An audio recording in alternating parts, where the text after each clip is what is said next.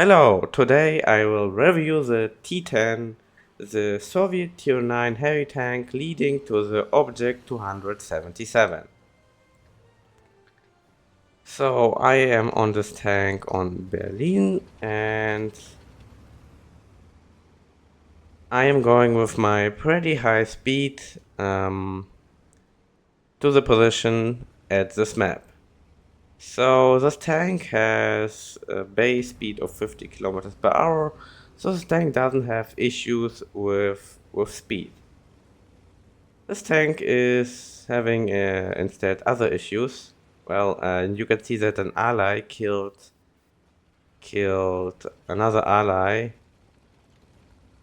Okay, that's interesting actually. I think he pushed him off the bridge or off the corner into a lake. I have no idea. So I arrived at my position, one of the first tanks here, tanking one shot. Yes, and now I'm aiming out for the tanks, and now I'm easily able to penetrate the mouse, with one advantage that this tank is having the 340 millimeters of penetration. So this is one big advantage this tank has. Initially the tank has 440 alpha damage with the top gun, but I'm low rolling here.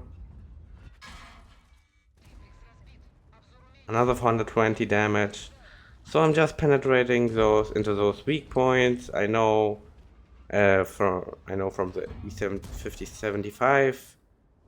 I'm not hitting the AA phase, unfortunately. So for now I'm just staying in my position. This reload time.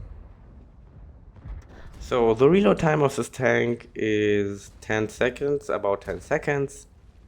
And well, it isn't a big value for that alpha damage, so the reload time is pretty comfortable. But here I get penetrated from the rhinoceros. The armor of the tank isn't really comfortable.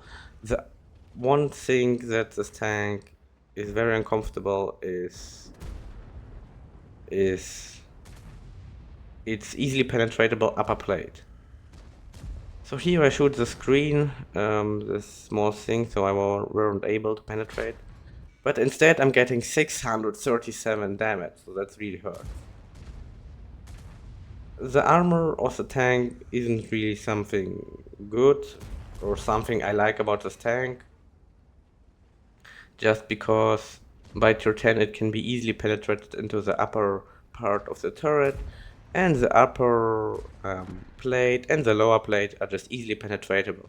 And also if you side scrape, this tank is easily penetratable into the upper plate, and you have to expose it to shoot.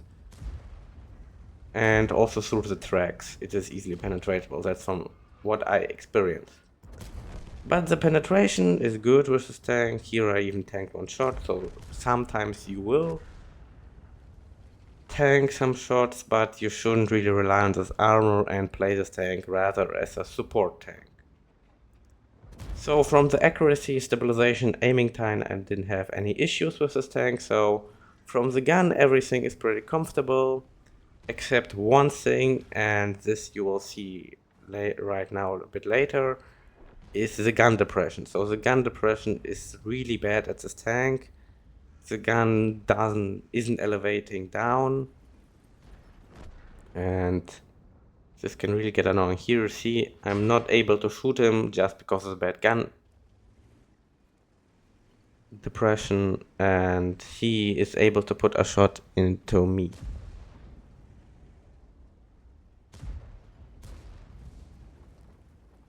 So now I'm just waiting so I can peek out and damage his MX.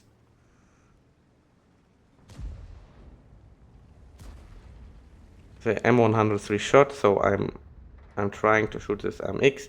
The gun depression is really ruining everything, but at least I get one shot into him. Unfortunately, the S-Conqueror is coming out, and this is destroying me.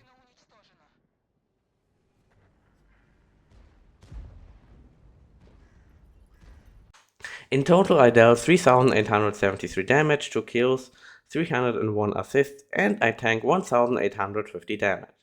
That's an ace tanker for 1336 experience.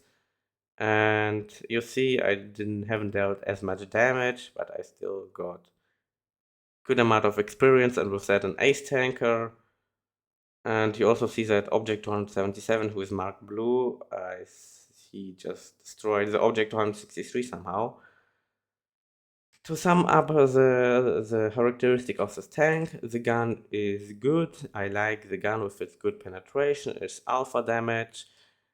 The DPM isn't the best one, but the reload time isn't an issue on this tank. The only big downside is the bad gun depression with only minus 5 degrees of gun depression, so that can really get you uncomfortable sometimes. The armor isn't also reliable, it's easily penetratable, the upper plate is easily penetratable through the tracks, the turret, and the mobility is good with this tank.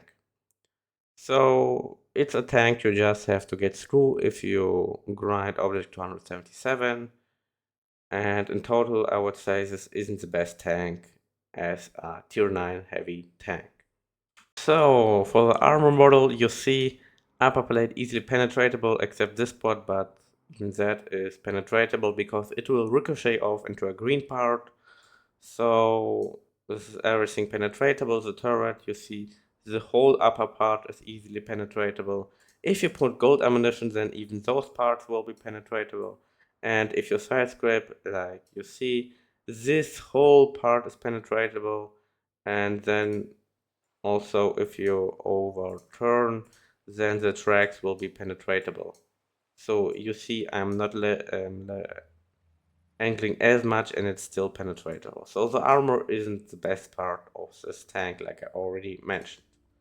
As for equipment, I would personally use stabilizer, bounty rubber, and turbocharger, and the best thing would be if you had a force loss to put on hardening, but the problem is you have to put stabilizer to be comfortable to play this gun, and turbocharger also to be good with the speed, and obviously bounty rammer.